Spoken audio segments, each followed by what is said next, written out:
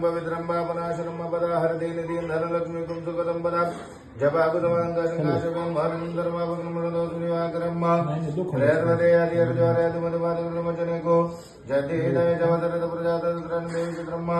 ओम सर्वमंगलमांगल्ये शिवे सर्वार्थसाधिके शरण्ये त्र्यंबके गौरी नारायणी नमोस्तुते हरिद्राणि नैवेद्यं समर्पयामि पुष्पकालोद्भव पुष्पं नमयामि ओम देवताभ्यो नमः तुम्ही हळद कुंकू ओ घ्या शकते असं घ्या पाच बोटांनी हळद कुंकू हरे आदि मांगलिक द्रव्यं समोर मध्ये पद्मरागम माणिक ठेवलेला आहे म्हणते बाजूला माणिक ठेवलाय टायगर आहे ठेवलेला आहे आणि कमळ बीज आहे ओम ह्रीं महालक्ष्म्यै नमः अवायामि दापयामि पूजयामि ओम ह्रीं महालक्ष्म्यै नमः अवायामि दापयामि पूजयामि ओम ह्रीं महालक्ष्म्यै नमः अवायामि दापयामि पूजयामि ओम ह्रीं महालक्ष्म्यै नमः अवायामि दापयामि पूजयामि ओम ह्रीं महालक्ष्म्यै नमः अवायामि दापयामि पूजयामि ओम ह्रीं महालक्ष्म्यै नमः अवायामि दापयामि पूजयामि ओम ह्रीं महालक्ष्म्यै नमः अवायामि दापयामि पूजयामि ओम ह्रीं महालक्ष्म्यै नमः अवायामि दापयामि पूजयामि ओम ह्रीं महालक्ष्म्यै नमः अवायामि दापयामि पूजयामि और थोड़ी है ओम ह्रीं महालक्ष्म्यै नमः अवायामि दापयामि पूजयामि ऋतुकालोद्भव पुष्पं समर्पयामि ओम जारजमस्य श्रद्धायै कामाय प्रियाय अहं प्रतिगृह्णामि एषः जपकेन च प्रार्थनापूर्वकं नमस्कारान् समर्पयामि हे एक एक ताट घ्यायचं सगळं तिकडे घेऊन जायचं येतोय का फ्रेम बरोबर तिथे ठेवलं पाहिजे एक वै प्रतिष्ठान नाम यज्ञो चत्रे तेन यज्ञेन यजन्ते सर्वमेव प्रतिष्ठितं भवति नमस्कार मी अवधूत शास्त्री प्रसादे राजगुरुनगर आज आपण दारवटकर म्हणून फॅमिली आहे राहायला हे एरियाचं नाव काय रहाटणीमध्ये राहायला आहे पुण्यामध्ये तर त्यांचं आपण जन्मकुंडली पाहिली होती त्यांच्या मुलाची त्या कुंडलीच्या प्रमाणे आपण त्यांना ॲक्युरेट सांगितलं होतं की घराच्या ब्रह्मस्थानामध्ये काहीतरी दोष आहे त्याच्यानंतर आग्नेय दिशेला दोष आहे पश्चिम दिशेला भिंत जी आहे तिथं सुद्धा सिलन जी असतील ती आलेली आहे म्हणजे कलर वगैरे खराब झालेला आहे आणि ते त्यांच्या जन्मकुंडलीवरून सांगितलं होतं तर त्याप्रमाणे गेले 1 वर्षापूर्वी हे सांगितलं होतं की दोष आहेत आपण वास्तूमध्ये उपाय करूया तर वास्तूमध्ये उपाय काय करायचे काही नाही 1 वर्षापूर्वी लिहून ठेवलं होतं पण हे सगळं करण्यासाठी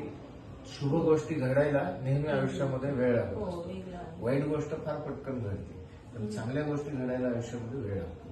पहिल्यांदा आपण जे वरचं इंटेरियर जे दोष दिसत होते ते सगळे दोष केले बरोबर म्हणजे जसं की इथला जो सोफा होता त्याचा कलर वगैरे ते बदलायला सांगितला अशा पद्धतीने सोफा करायला सांगितला हे देवघर दाखवा जरा देवघर या पद्धतीने आपण करायला सांगितलं त्यांनी ते केलेलं आहे काही काही गोष्टी मला न विचारता केल्या त्यामुळे त्या राहून गेल्या जसं की हा कट्टा आहे कधीही ईशान्य दिशेच्या कोपऱ्यामध्ये कट्टा किंवा जडत्व आणू नये तर ते तुम्ही केलेले आहे ते काढायला सांगितलंय आता मी पुन्हा तर अशा थोड्याशा चुका म्हणजे छोट्या छोट्या गोष्टींमधनं आपल्याकडनं होत असतात पण मला काय म्हणायचंय की ज्यावेळेस तुम्ही वास्तू कन्सल्टन्सी घेता त्यावेळेस छोट्या छोट्या गोष्टी सुद्धा फार मॅटर करतात ज्यावेळेस आपण उपाय करायला घेतो त्यावेळेस सेन्सिटिव्हिटी जी आहे ती घराची ती वाढलेली असते त्यामुळं चूक कोणतीच होऊ द्यायची नाही शक्यतो या इथं पहिल्यांदा टीव्ही इकडे होता ईशान्य कोपऱ्याला तो आपण हलवलाय आणि इकडच्या बाजूला घेतलेला आहे ना आणि त्याप्रमाणे टीव्ही ठेवल्यापासून इथं आता किती 2 महिने झाले ना 2 महिन्यामध्ये काय फरक जाणवला तुम्हाला इथे टीव्ही ठेवल्यापासून बरोबर घरातलं वातावरण थोडंसं आनंदी व्हायला आहे की नाही पहिल्यापेक्षा तर टीव्ही विशिष्ट ठिकाणी टीव्ही ठेवण्याची पद्धत आता तुम्ही म्हणाल पूर्वी टीव्ही नव्हता आत्ता आलाय मग वास्तुशास्त्रात कसं काय तर वास्तुशास्त्रामध्ये जरी टीव्ही नव्हता तरी पूर्वीपासून नृत्यांगना